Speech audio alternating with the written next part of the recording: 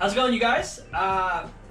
With that being said, we are EDH Upkeep. I'm your host, Sunny, aka Daddy Pig. I'm your host, Joseph. And I'm your non-robotic host, Nick. How you doing? That's right. We've gathered this meeting today to talk about something extremely important. As you guys have not seen, Commander Legends is fucking bonkers. What do you guys think? Absolutely agree with that. A really good Legend set coming out towards the end of the year. Pretty stacked, full of a lot of good cards, and cannot wait to get a hold of my own packs, crack it open, and play with them. That's right. Other than the fact that I've bought 2 boxes for myself personally, I think there's honestly maybe a handful of cards in here that I'm actually interested in. The rest of them, not so much. I'm a little upset that there's a couple old classic commanders coming back. Yeah, they're old partners and they're expensive cards, I guess one would say. But I wanted all new stuff. I don't like old stuff. I like it. Mana Drain, dude, come on. Mana Drain's coming back. Okay, let me rephrase it. Okay. Some old stuff I do like because that's I do hate that certain cards like Vampire Tutor is $100 and something, which I think is freaking stupid. And I am happy that that's getting reprinted. It's just going to bring prices down, make it look more reasonable for everybody else. Same thing with Mana Drain and stuff like that. Those cards I'm okay with. A lot of the new commanders I've seen, not too overly impressed. There's a couple that I have my eye on. And the ones that I do kind of have my eye on are the uncommon ones. The ones that are rares and mythics don't really seem too impressive other than my boy. That's just because, you know, you're focused on your my play style. With some of these old partners coming back out, it gives new players or players who've been in the game for a while and don't want to spend the money on these cards a chance to possibly get them. Yeah, for $120, that's what the pre-order deck box is going for. And this packs might go up only in time just because of what drops in them. But the ability to grab a Xenagos, the ability to have Timna the Weaver or Thrasios Triton Hero all come out in one box. It's pretty nuts. It's pretty nuts. It's pretty good for your average player and your new player, or even your dedicated player who just, doesn't want to spend this much money to get these cards. Now, I'm not saying all these cards are expensive in here, but the chance to get them is always better. Which is fine, right? That's fine. But when you go on EDH Rec and you type in top 5, top 10 commanders, it's Timna the Weaver and the blue Thrasios Triton Hero. Or it's some combination with Thrasios in there with some other partner commander. And the fact that they're bringing these back out now, one, cool, it's going to drop the prices of those cards so everybody else can play with them now. I just feel what you're going to do now is you're going to oversaturate the playing field with these already top tier commanders who not a lot of people played with because they couldn't afford it, but now everybody's going to have them. So do you feel this will be, in my opinion? You think this will be a kind of like a Yu-Gi-Oh effect? No. No? I do not think that at all. Magic has or is entering a phase where they're giving more cards either better abilities, like Vampire Nighthawk. There was a card that came out in Zendikar Rising that is literally that card, but with a new ability. So you can run either that one in your deck if you only have room for that better one, version, or you can run both of them and have basically a better version and then a still decent version of the same card. So Magic's entering, I feel, is trying to not necessarily speed up their game, but make their games somewhat more accessible and possibly a little bit faster, so you can have more fun enjoying them. Which kind of comes back to my first argument, though, is they're bringing back a lot of these commanders that all of us already know about. Some of us may not have because, again, they have been a little bit expensive to buy and make those decks, especially if you want to make them top tier. Yeah. But like my thing with Commander Legends is I feel like they missed out on a golden opportunity. I understand it's very difficult to come up with all brand new stuff. Right. It takes a lot of work, a lot of art, a lot of hey, what does this card's effect do? Stuff like that. So I understand there is a whole process here, but I feel what we got that is brand new, a lot of it is just kind of There's a couple that are okay, I can see myself building a deck off this guy or playing with this guy or this card, or I've even seen a couple combinations that I'm not too sure not a lot of people have seen. I know a couple people have seen because I got most of them from Reddit, and then I was like, wait a second. So then I went back and I read them, and I was just like, oh, that is a pretty cool combination. Yeah. But nothing The one thing I am happy about is nothing in this set seems over the top. Oh my god, get rid of it, it's broken, ban it immediately. Like a lot of people were doing with Zendikar Rising and Omnath hitting the board. The second they saw Omnath, they knew he was, get him out of here. Scoot Swarm, get him out of here. Yeah. Lotus Cobra, get it out of here type. So like they knew that they saw these cards and they were like, the combos are stupid, get rid of it immediately type thing. Which I'm okay with, but I'm also not okay with because I do feel then it gets into this whole Yu-Gi-Oh aspect where now you got this ban list of 1,000 cards, but you just reprinted a whole bunch of cards that are probably going to end up getting banned anyway because now everybody's going to have them and it's going to oversaturate the play, i.e. Thrasios and stuff. Or like what that. could happen is these cards get printed and now these cards can either come off the ban list because now somebody can build a deck that can compete with that on the same level.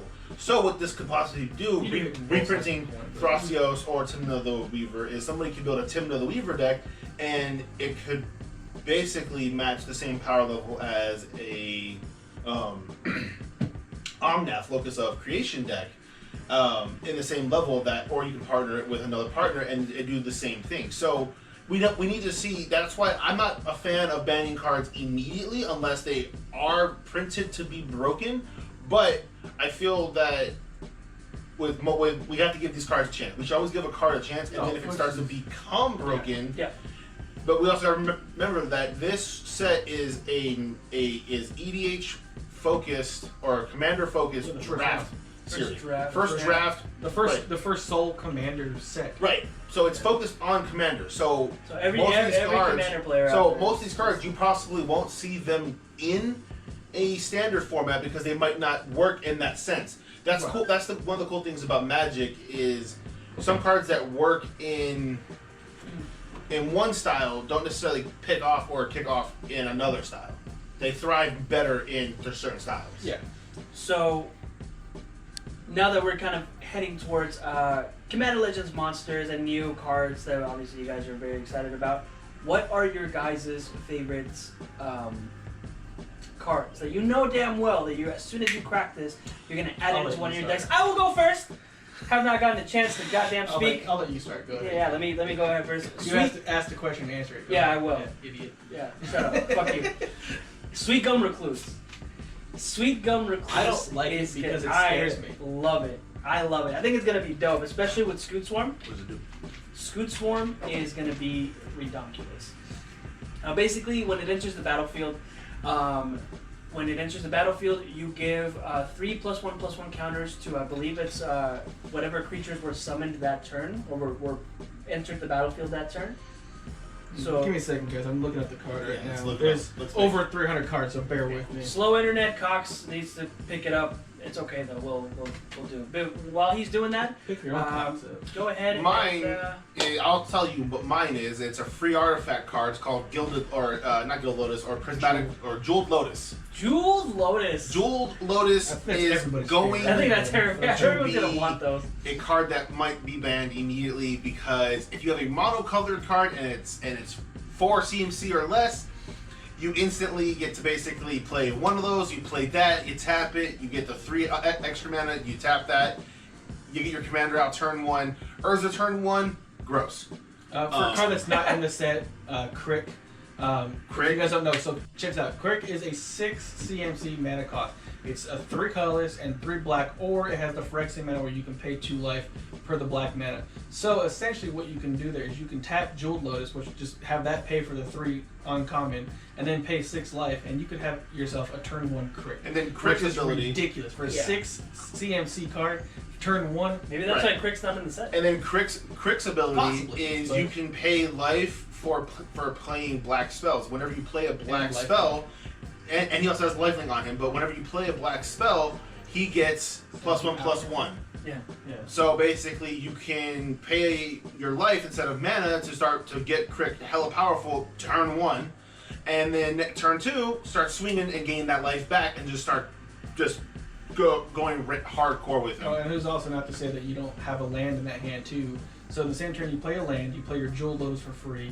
You bring out Crick turn 1, you tap your land for a Soul Ring, tap Soul Ring, bring out Swiftfoot Boots, turn 1, Crick swings. Yeah. It's ridiculous. I mean, obviously that's the most ideal freaking situation. Right. It's gonna make it makes monocolored CMC 4 or less, or even 5 or less, and it makes dual color commanders easier to get out depending on how their mana 5 CMC would situation. be turn 2 because you only can technically have 4 so mana. but So it helps you 4 get or out. less CMC with 2 or less It basically colored combos. it helps you get out your commander a You lot got your faster. commander. Imagine a Corval the Fade Curse King deck getting Corval out turn 3. Ridiculous, stupid. It's nuts. Anyways, going back to Sweet Gum Recluse, I mean, I'm sure everybody who is interested in Commander Legends has looked at and is going to go ahead. I mean, the fact that the card before the set is even out cost $100, and I think it was $160 for the regular art and $270 for the For, extended Sweet Gum? art. No, for Jeweled. Oh, for Jeweled? Yeah, Jeweled. That's before the set even comes out. It's already out of stock on Card Kingdom. Not a sponsor. Going back to Sunny's card. But if you're looking, we're always open. So Sweet Gum Recluse. It's a 6 CMC, which I think kind of balances it out here. It's a 4 and 2 green. It is a rare, a rare. It's a 0/3. It has Flash, Cascade, and Reach. When Sweet Gum Recluse enters the battlefield, put 3+1/+1 counters on each of any number of target creatures that enter the battlefield this turn.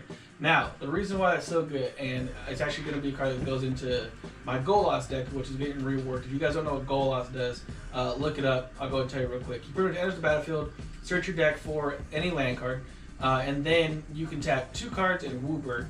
For those of you guys that don't know Wooburg, that's all the colors: red, blue, green, black, and white. You tap 2 in all 5 colors, and you get to look at the top 3 cards of your deck, and you can cast those cards that turn. Now, Cascade, which is this cool mechanic that they have made a bunch of cards out in this set, which it gave me the idea first for my Golos here, is when you hit a Cascade card, when you play that card, you get to search the top of your deck until you find a card with CMC less than what that card is, and you may cast it.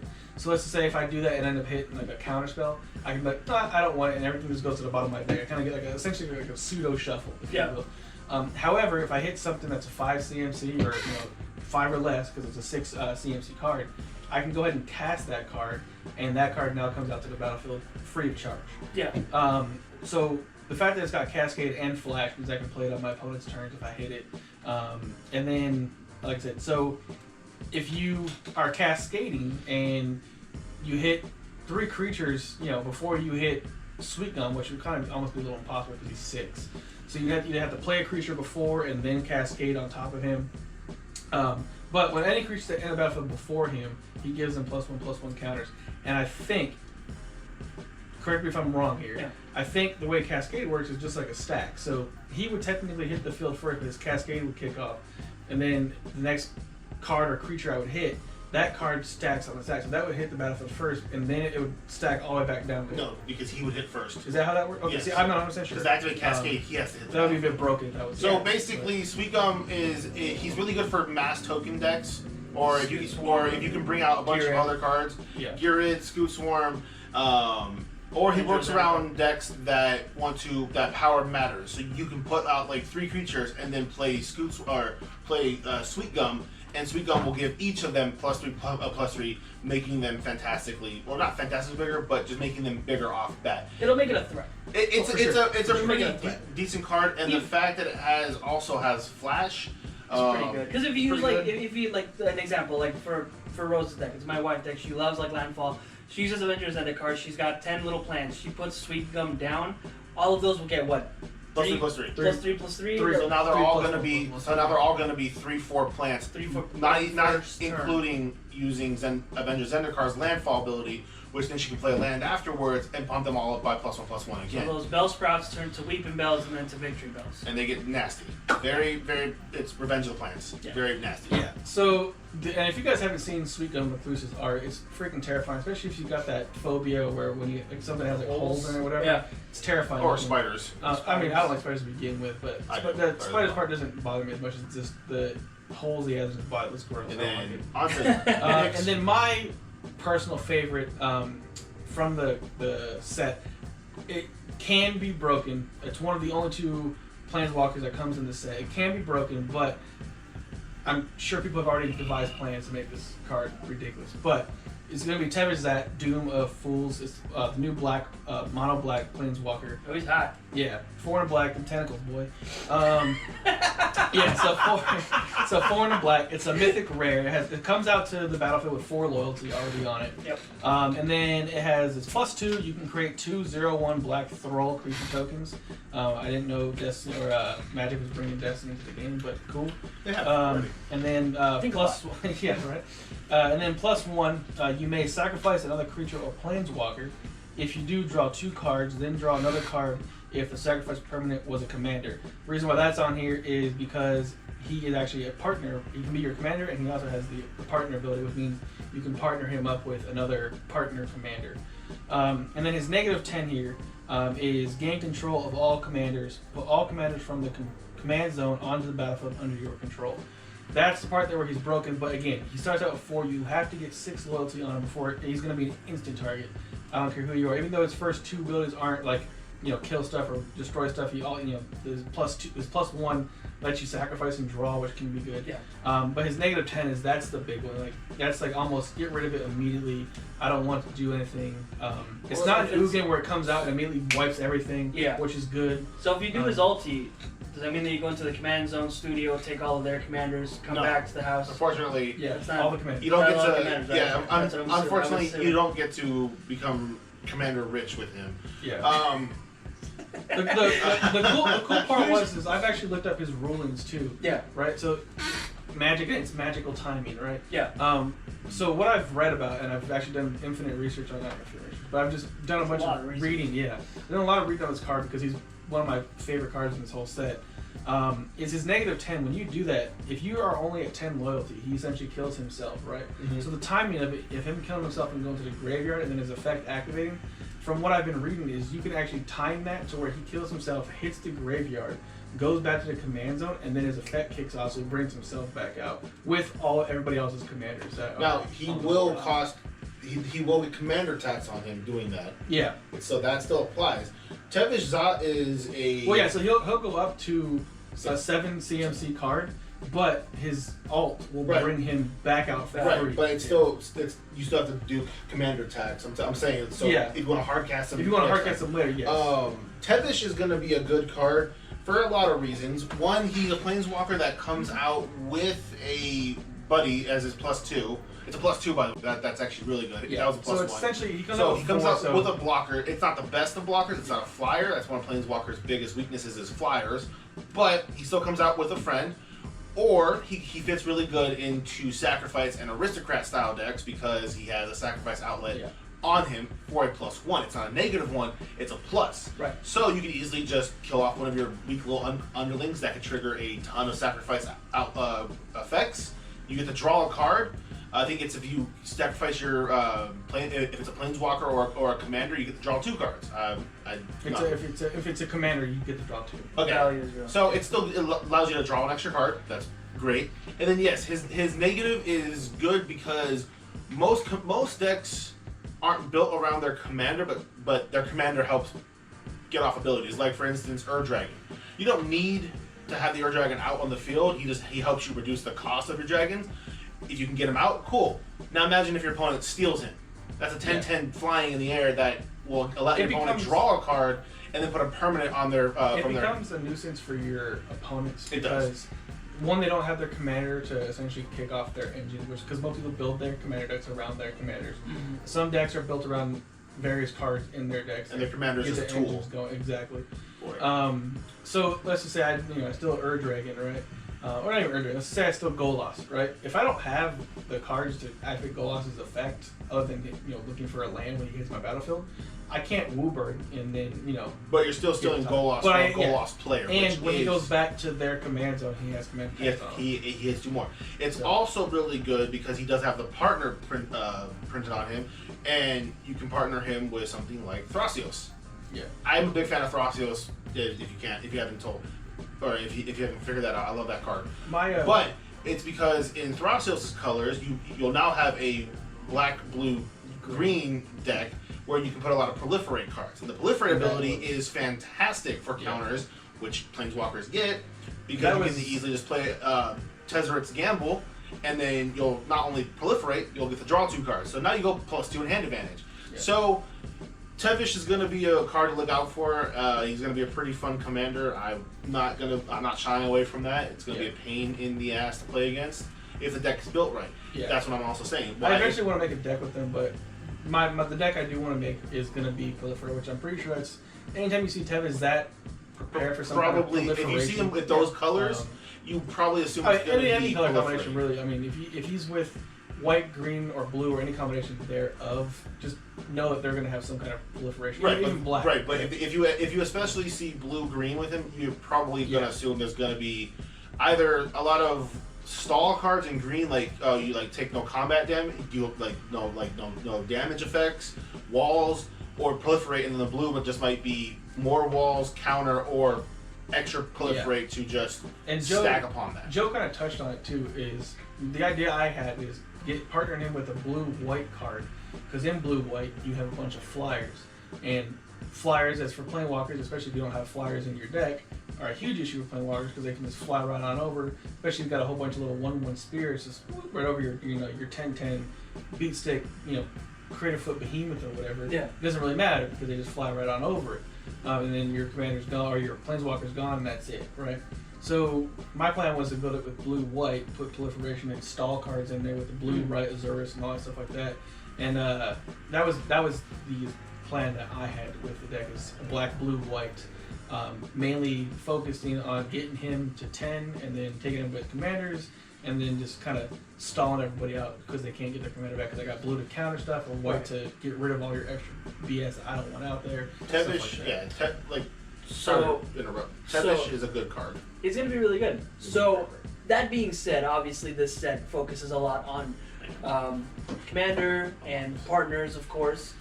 How do you guys, this might sound like a dumb question, but I have seen this on Reddit asked, and how do you guys think the partners from Icoria's precons, do you think that they'll be a little more supported in this set as commanders? No, and the reason why is because they have a huge handicap on them. I personally don't like partner commanders to begin with. I've had partner commander decks that I've tried building since I've gotten back into the game. I had a Shabraz and Braylon deck, which was fun. I loved the whole draw mechanic, draw and discard and burn people stuff. That was fun to play with. But the reason why I say no is because those partner commanders, have that restriction to where they only can partner with that one specific other card. Whereas Tevish Zat or any of the other partner commanders that are in this set can partner with anybody. As long as they don't have as long as they don't have partner with whatever somebody. Like for example, like you were saying, Thrasios can partner with anybody that comes out in Commander Legends. They can partner with any of those partner commanders. I mean, if you wanted to, you can even take Thrasios, who's a blue-green, and put him with a partner who's a blue-green. Yeah. You don't have to go outside of your color realm. You can partner with a mono-green or a mono-blue. You're just stuck with blue-green as your own color you can play with, obviously, unless that partner has in its card text that you can tap another color, which I don't think there are, if I remember correctly.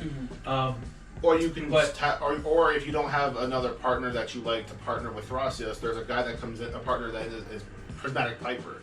His only ability is you declare a color before the game, and that's what color he is. So if you wanted to partner him with a red partner and you don't have the red partner that you like, there you go. Now you have blue, green, red. Yeah. So what Prismatic Piper does is he allows you to put a color into your deck that isn't normal that you prefer. So for example, if you have a mono black deck and your commander Tevish Zat, and you want to put red or let's just say white, you want to put white in there because white has a lot of really good cards like Teferi's Protection and Swords of Plowshare and all these other really good Path to Exile, all these really good enchantment artifacts. You don't have Timna the Weaver or another white partner. Yeah, or you don't or you just didn't want to partner him with Timna to begin with. Now you can go ahead and throw these white cards into your mono black Tevish Zat deck, and you can run the white mana and the white cards to go ahead and do your thing. And you don't even really have to ever bring out the Piper. The Piper's ability just says whenever you select a color at the beginning of the game, and that's the color you get to use. Yeah. So essentially, what you could do if you wanted to with Prismatic Piper, I don't think people would do this, but you could essentially have a white, a black, a red, blue, green, like, X cards that you want to use in your decks, and then you just essentially just take them out and you shuffle them into your deck. So if you're running, black, blue, and blue is because of your Prismatic Piper, but now you want to change it up to a black, green, you just take all your blue cards out and put all your green cards in. Yeah, and so it makes it a little easier for you to kind of just rotate through decks. It could, Great toolbox. Another card that I'm very excited to see coming is, because I like enchantments a lot. Well, hang on, real quick. I want to go back to this partners real quick. Okay, yeah, go ahead. Not to knock on the Ikoria partner commanders. They are really fun partner commanders to play with. Yes, they are. Yeah. Sonny has Shabraza Brooklyn in one of his decks. And he also has Paco and Haldon deck those are his main commanders. So not knocking on them, they are amazing. Especially, my personal opinion, I think Paco and Haldon are probably the most broken combo out of all of them. But they are really good partner commanders. So if that is something you are interested in doing, I'm not saying to knock it and not go buy Ikoria or the Ikoria Precons. Definitely go out there and check them out if you want to. You know where's a good place to check those out? Where? Power9games.com, you guys. We are sponsored by them, of course. It is our little LGS here in Vegas, but they do deliveries as well anywhere in the US. Power9games.com, whatever you need. You need precons, deck boxes, sleeves. They've got you covered. You need singles, of course. Look them up. They've got this neat little widget in their website to where what is it, Joe? You actually. It's like a deck builder. So you can go on their website and basically look at your entire database of cards that they have in their store and start building a deck together. And then if you like what that deck looks like and the price is fair, you can basically hit check out, and it's going to basically put a thing on their computer at Power9 that this is the deck that you want. They'll get it ready for you. I believe they'll notify you about it, and then you just go down there, pick it up, and then there's your new deck. Yeah, good to go. So if you are in the Las Vegas, if you live in Vegas itself, Power9games.com, best LGS in Vegas. And if you're not in Vegas, Power9games.com, they will deliver to anywhere that you are in the US. Singles, like I said, singles, sleeves, and deck boxes. And if you're looking to extend your hobbies from Magic the Gathering, they have Warhammer. They also have a ton of tabletop board games that are all a bunch of fun to play. They have God Tier, all these different games. All your merch you want, dice, sleeves, playmats, you name it, they most likely got it. If you like the scroll racks behind us or the little plushies that we have, we got those at Power9 as well. We actually pre-ordered the scroll racks that you see up here, and they came in within a week. It was really nice. All the deck boxes you see in front of you, all the products you see back here. So pretty good. Except that bottle of water. That's all from Power9. We love those guys. Ignore that water.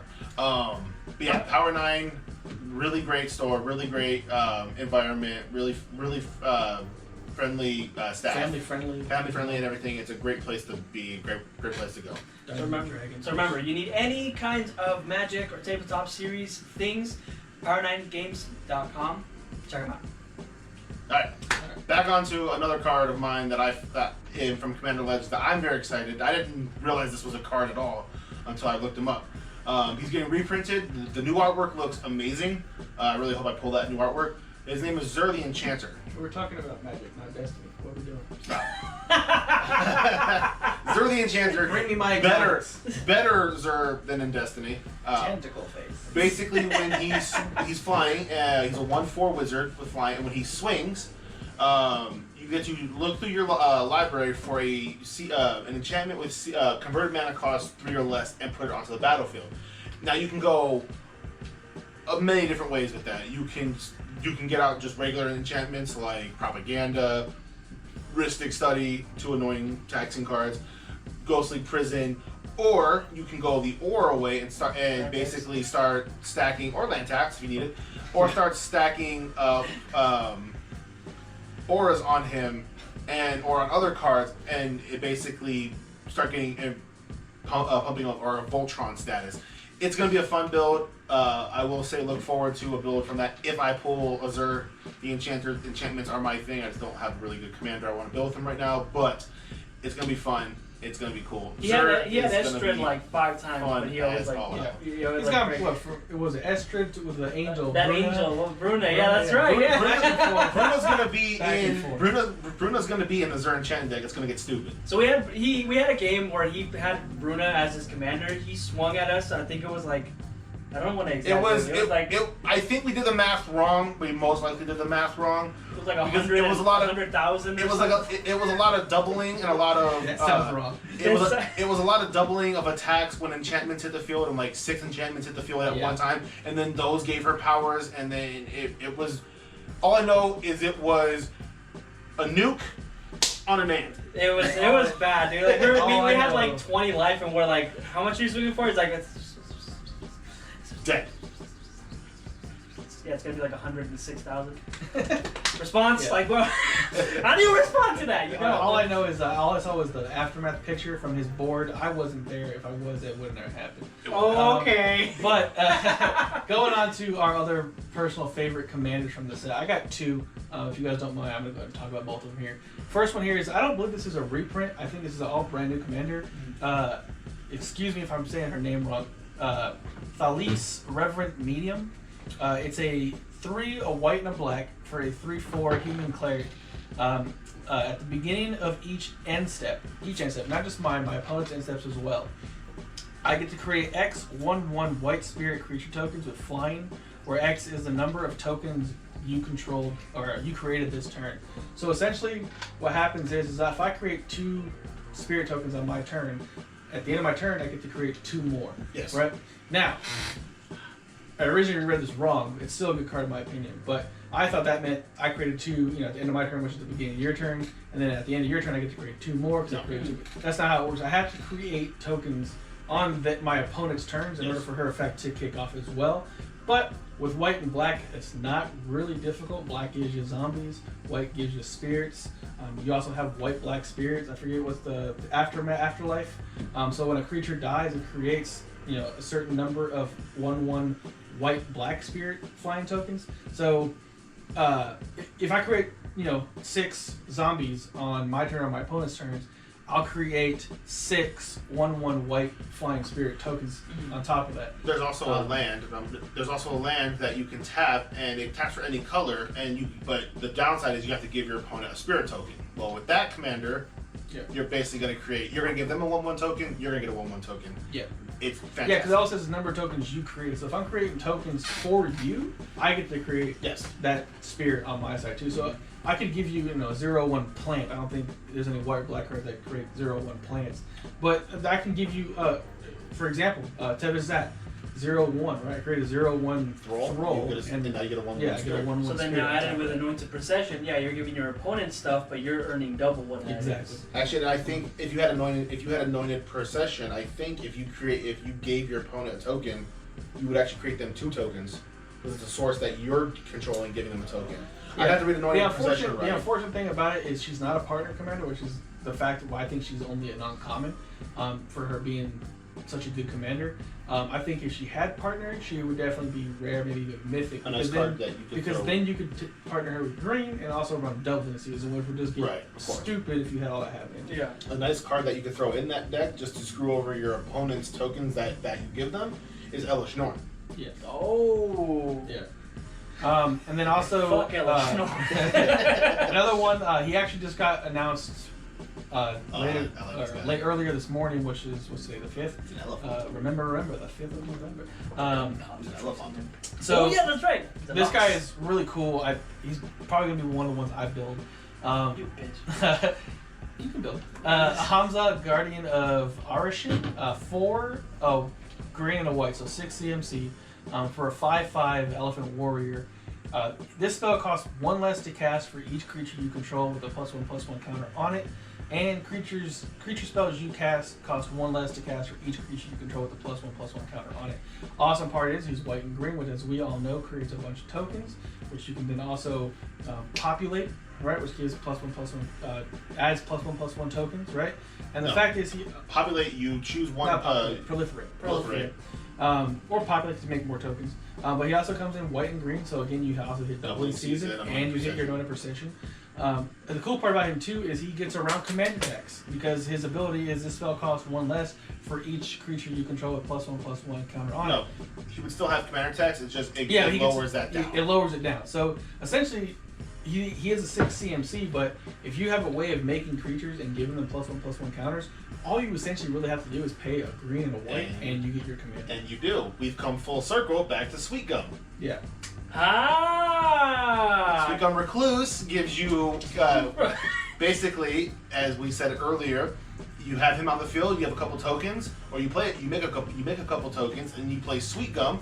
Now you give those tokens +1/+1 triggers, further reducing the cost of other cards in your hand. Does it say creature cards? For your creature. So it's a creatures matter deck, which it's not that hard to build around. It's green. There's a lot of current white and green cards. There's a couple lands, especially with Zen that you can tap that and give creatures +1/+1 counters when they enter for who enter the field. There's a lot of synergy with this guy. This elephant's going to be amazing. His ability does help reduce the command tax. A good card to throw in his deck is the Ozolith. One of the things I like about him is Commander. I love Commander because you get to play with a lot of old cards that aren't even in this set. But it reduced the cost of all creatures in your hand. So if I wanted to be fun and just say, haha, gotcha, I could pay possibly 0 mana to bring out Kozilek or Ulamog. If they're colorless, yeah, yes. you could pay 0. Yes. Just think about that for a second. If I have 13 creatures with +1/+1 counters on it, I got a free Emrakul coming out. Hydras would go great in his deck. That's the stupidest thing you could ever imagine. Is okay, hey, is it a partner? Huh? No, it's not a partner. No, it's not a partner. But I think he's amazing as is. The fact that he's uncommon means you're gonna get one. Just remember, Emrakul, the Promised End, gets a reduction already for each different card type in your but graveyard. I'm saying, well, then on top of that, you potentially pay 2 mana for an Emrakul Promised End. Yeah, you could pay very little for Emrakul, or essentially free. Pay nothing. A free Emrakul. For Emrakul. That's disturbing.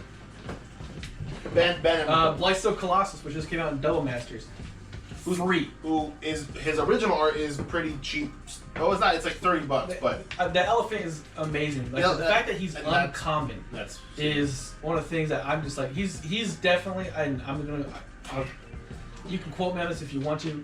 He's going to be one of those commanders that is going to be sought after. The fact that he's uncommon means people are going to be able to get a whole bunch of them. I would say a whole bunch. They'll be able to. I'm guaranteed at least one in a box because he's uncommon. But the fact that he is uncommon, I thought was ridiculous. When I said on his effect, I was like, this needs to be a rare, maybe even a mythic. This has got to stop. Well, also, I mean, you just think about it, right? He reduces his own cost, so he gets around his own command attacks essentially, and then if you have creatures with +1/+1 counters, you got to protect them. Yeah, but I mean, you're in white green. It's not hard. Yeah, exactly. You have heroic intervention. You get to ramp with green, so even if you can't get around the command attacks, you're ramping with green. You're gonna have mana. And then also white protects your stuff. That deck is going to be fun. Put Karametra, the Goddess Harvest, in to help you ramp even further. Real quick, hang on. Also, don't forget, Commander Legends, every pack comes with 2 rares or above. 2 legendaries. Two legendaries, my fault. 2 legendaries. So you're probably going to pull him. He is a legendary himself, so I wouldn't be surprised. It's going to be nuts. I'm not as pro-ish as these two, especially when it comes to combos and pro-ish. Is that a word? Pro-ish? Like, no, we're not pros. Are you sure about that? I'm a pro. So the commanders that I'm excited for actually, and I like Creatures Matters decks. That's just me. I'm a Timmy player. I'm looking for a Nara Wolvid Familiar and Keyleth Samain Familiar. So they're both red and green ones, right? Yeah, no, it's a red or white and green. So Anara Wolvid Familiar. It's a 3 and a forest. It's a 4/4. It's a legendary wolf beast. As long as it's your turn, commanders you control have indestructible. And you partner that, to me, this is just my own opinion, with Keyleth Samain Familiar. It's a legendary horse, and whenever a commander attacks, so that you control attacks, you put a +1/+1 counter on it. So essentially kind of making a Nara just beefy and having it gain indestructible at the same time whenever it attacks. Then you can also pair that elephant in that deck because he fits the color scheme. Yeah. Is that partner with specific? No. Okay, because I could have swore there wasn't a partner with No, this is my what I would want your to partner. combo. Yeah, this is my combo. What I want to do. So then you just add things in there like like You can add the elephant, sweet the elephant. And the fact that it falls into Anointed green and Procession. creatures matter, it also goes into. It goes off to the same thing token as generators. his. Yeah. It's like the same build, but different approach. Whereas Sunny's commander would be indestructible on his turn. He can give it stuff like trample, bunch of stuff, just overwhelming stampede. Whereas Nick's deck, his token creatures, he can basically, hopefully, the way that elephant runs, is take a huge creature that costs 10 mana total and brings it down to 2. Speaking of a big creature that costs about 10 mana, there's a Hydra coming out in this that has Cascade 4 times. I believe Apex Devastator. Wash Yes. dishes. Apex Devastator. All he literally has is Cascade 4 times. Nobody got the joke. So, I didn't hear the if you joke. have Cascade, enough Cascade, plus Cascade, the dish detergent. you're wow. Wash your dishes. Alright, well That's it. Oh. That was it. Yeah. So Yes. basically, with that elephant commander or legendary creature, if you have enough +1/+1 counters, you could turn this Apex Devastator into a 2 cost. Now I don't know. That won't reduce his mana cost technically for the Cascade, so you'll still be able to Cascade and look Cascade's for. a free cost. If you cascade, Well, no, you get it's free. You Cascade. What I'm saying is that doesn't technically lower his CMC that's printed. So when you Cascade, you'll still have to search your deck for a 9 CMC or less. But you can reduce his cost by potentially 9. Yeah. You get out this nasty 10-10 or a 10-10 world-looking Hydra thing that's gross looking. And a lot of good combos, and that's why I think Commander Legends Sure, is that's going not to be even a a great combo. set. That's not even a combo I was even looking at. To me, I don't even consider that a combo because what I'm going to do with my goal deck, as I already mentioned, I'm going to be working. I'm not even talking about Gola. I'm Cascade. talking about your Luxodon deck. I wouldn't even Elephant. put it in my elephant deck. The reason why is I'm not even really looking to Cascade in that deck. Yeah, the Sweet Gun Recluse is a good card and that can combo with it, but for the Luxodon, I would just make a token, creatures matter, and then just ways to just create massive +1/+1 tokens. Right, but then what are you going to use Or that? But counter. then you're ignoring the second ability of your commander. No, saying I have creatures big- that you can. I'd have That's big a big creatures. card to cast. I would have big bombs in my deck. I wouldn't have many though, because what I would do is I would have Emrakul, Ulamog, Kozilek, Blightstone Colossus, Right, those well- kind of guys that I can make free if I have enough +1/+1 counters out. You can make him That's- potentially free that as was well. the combo that I already But had. also cascade other things. Imagine if you cascade into him and you hit something like Edge Raise Forerunner. You cast that for free. Then you hit. Then you hit Overwhelming Stampede. there are You get all amazing- your guys. yeah. Then you hit. There are amazing creatures. You can cascade Yeah. for with him and then just trample with that. There So- are amazing creatures that do come in there, but the reason why I wouldn't want to run that card in there is because the whole point of the Luxodon is to get creatures on the board and then give them +1/+1 counters. And yes, he is a big bomb, but I'm not looking to really cascade off the top of my deck with that Luxodon. I want to be able to create tokens and give them +1/+1s, and that's how I hit my bomb. 'Cause let's just say, for example, right? I have 10 squirrels on the board with +1/+1 counters on them, right? Now I reduce everything in my hand by 10. 10 of the vanilla map. 10, You yeah, have to 10 pay of the- 10 colors, right? Yeah. So again, it comes back to, I'm only paying 3 for an Emrakul. Or if I have 13 squirrels, or if I just have 13 creatures with +1/+1s, if I'm anointed processioning and doubling season, and I'm hitting all these Primal Vigor. Primal Vigor, and I'm just all my little squirrels are freaking dinosaurs at this point, right? I have all these creatures that I just bring out an Emrakul. It's just like what just happened, What the fuck right? happened? For free, True. right? I essentially I just mana crypt an Yeah. Emrakul that's out there for free, 0 cost Emrakul.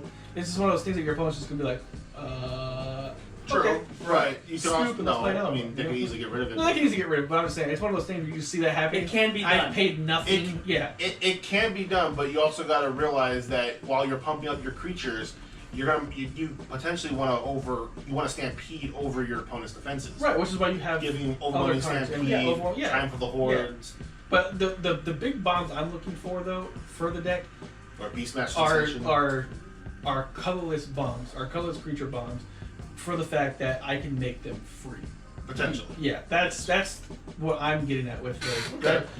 Not to say that I can play 2 green to bring out a 7-headed Hydra that cascades 4 times, and then I just okay blah blah blah, and I just built my board back up again. Right. 'Cause it's any permanent with or any card with less CMC. So Right. This is what I'm saying. I don't think that Hydra wouldn't be a bad addition to the deck.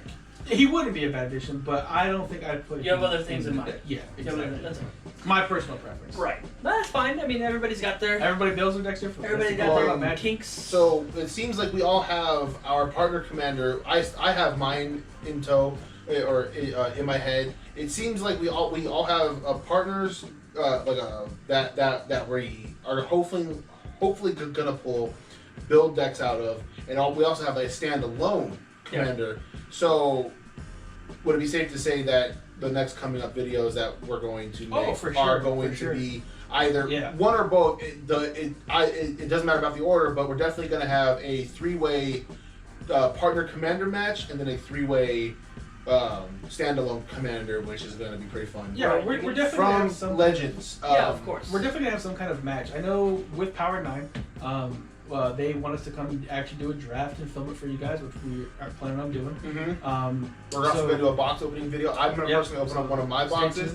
We actually get a little early access about, I think it's a week prior to the actual drop. So stay tuned for that. We're extremely excited. We can't say thank you enough to Power 9 and also Wizards of the Coast for allowing us to do this for our channel. Absolutely. But yeah, I mean, just please make white a little better. Yes, I mean, you're getting there. With the draw with the white, you're getting there. But one of the things, I'm kind of beat myself up about, right, is I bought a whole bunch of double match. I bought a whole bunch of double masters boxes that got some pretty good cards when that first came out. I didn't listen to my brother's advice, and I traded all my stuff in, and I had doubling season. And now, if I'm building this deck, I'm definitely going to want doubling season. Well, looks like I have doubling season. And advice to anybody who's starting this game: if you save at least one card. If you have, unless you have an extra of it, don't trade it in unless you desperately need to get something. Yeah. I also, as personal experience myself, I wouldn't have needed to buy half the shit that I had because I had it when I first started playing Magic, but then I sold it to get out of Magic to get into another card game, which was not worth it. Which was desperately not worth it. So I will never trade anything else. Also, if you are just starting out in the world of Magic and you are overwhelmed by just an infinite number of cards you have out there, or if you play Standard and you're looking to get into a new format of Commander, check out the precons that are coming out with Commander Legends. Yes. There's 2 precons coming out. These are already pre-constructed decks, hence the word precon. So they're 100 card decks. They come with pretty much your basic staples and a couple other really cool combo cards. You get your typical 2 or 3 board wipes per deck. So it gives you essentially a deck to start off the game with, and then if you like it, you can take some cards out and put some cards in. And also, again, check out EDH Rec. Again, not a sponsor, but that website is an amazing website. If you have we use it every day. Yeah. If you have no clue what you're doing, or even if you have a clue what you're doing like we do, it just gives you ideas as far as you just type in the commander's name. Nekusar, right? When I was building my Nekusar deck, I was like, man, what are some good cards here? And it gives you a list of cards, and it also gives you a list of deck ideas. Yeah. Do you want to make just a draw only? Do you want to make a wheel deck? Yeah. It gives you ideas of what different kind of decks to make. So when these new legendary creatures come out and they hit the boards, EDH Rec will most likely have some decks already out there for you. As far as like the Luxodon, it will probably have like, hey, +1/+1. They probably already have them out there right now. They probably already do. So give it a look. Give it a look. Check it out. Hit those precons up. They look amazing. You got a white-red one and a blue-green one. Both look phenomenal. We are going to make a video of that where it will just be those 1v1s. 1v1 where it'll be just those decks out of the box, nothing added to them, just sleeved up. And then we might make a video where it is them souped up. But definitely those decks are they're looking pretty fun. And again, to get those, obviously check out your local game store or hit up Power 9, go on the website, and again, like Sonny said earlier, they do deliver. So. Yes, they do. Well, that about wraps it up, you guys. It has been great talking about Commander Legends. Again, when does Commander Legends come out, guys? November 20th. As the chorus saying. November 20th, Commander Legends comes out. Make sure you've got your list ready, or if you are new to Commander, definitely check out the precons. The precons are fantastic products. Even if it's not from the Commander Legends precons, the other precons that they've had from like... Zendikar Rising has 2 pretty amazing precons. One is a 2 phenomenal precons. Black-blue rogue deck. So there's Ikoria. Don't let them... It's really great. Hang on, we're getting to Ikoria. Mm-hmm. Then there's the white white, red, green landfall themed one, which is I feel was more of a rush landfall, which is really good. It's aggro. This is red. No, it's red, white, green. It's aggro landfall, which is pretty fun. It's white in there. Trust me, he's a 3-color. The cool part about these precons from Ikoria are pretty good too. They're really all decent ones. You have Gavi, who is decent. Is a cycle deck. You have the human theme. You have the mutate. You have help me out here, guys. Humans. I already said humans. You have Cathriel graveyard centric deck. They're all really good. Come with a lot of good cards in them. So if you're also on a budget and you're balling like on a budget like myself, the Ikoria precons range in price. I think the cheapest one you can get is $45 up to I think it's the $8 deck now, which I think is the Gavi one. Which is the Commander Legend precons. Are $20. $20, 25 I think with after tax. Yeah. But those and the Zendikar Rising are both $20-$25 in that price range. So they're half the price of the cheapest major set ones. And in my opinion, like we were just saying earlier, I haven't seen all the cards in these new precons yet, but just going off of the ones that came out with Zendikar Rising, 2 very phenomenal precon decks. Like you literally don't even have to add anything to them really. They're already really good. Obviously adding these Uber cards that didn't come in the set just makes them that much better. But that's what Uber cards do. But the cool thing with cool part is too is you can buy these precons, buy yourself a box, and soup and up there you deck. go. Yeah. So the Zendikar Rising one really well. I don't know how the Legends precon's gonna go because it all depends on how much a pack per Legends is a couple months from now. Yeah. Legend boxes or Master boxes tend to kind of be like $15 per pack later on, like a few months down the road. Hopefully not with Legends. Hopefully it doesn't get that high. But these precons, if the packs stay reasonable price, yes, buying a precon then buying some packs could help you potentially upgrade your deck. With that being really said, well. I just from looking at the cards, especially some of the cards you mentioned, i.e. Jeweled Lotus, the prices of these packs and these boxes are going to go up. How much? I'm not 100% sure. Only time will tell. Only time will tell. However, though, this is the very first Commander-centric set from Wizards of the Coast and Magic the Gathering. And it's also the very first Commander draft. So the way the draft works for any of you guys who aren't too sure, usually draft is you get a pack, you open it, you take one, and you pass the pack to your right or your left, right? Yeah. With this one, you open it, you take 2, and you pass it to your right or left. It's almost the exact same thing, so you take 2 cards. You build yourself a 60-card deck, which is essentially what they call a brawl deck for those of you guys who aren't too familiar with Commander and the formats here. A brawl deck is essentially a 60-card Commander deck. Again, Commander is a singleton format, so you only have 1 card of one type, so you can't have 4 soul rings, you only have the 1 soul ring. So you draft this with your friends. Typically about 4 people is what your typical Commander play group is. But if you want to, you can just do you and your brother, or you and your best friends, or just yourself. Just draft with yourself. Yeah, that's always fun. I love drafting by myself. What else do you like to do by yourself? But yeah, so check out the set again. This is the very first set, and they've already kind of hit the ball out of the park here. There's some things that I'm kind of down on, but there's also some things that they hit high notes on with me, i.e. the Vampiric Tutor and the Mana Drain, and some of these commanders look phenomenal.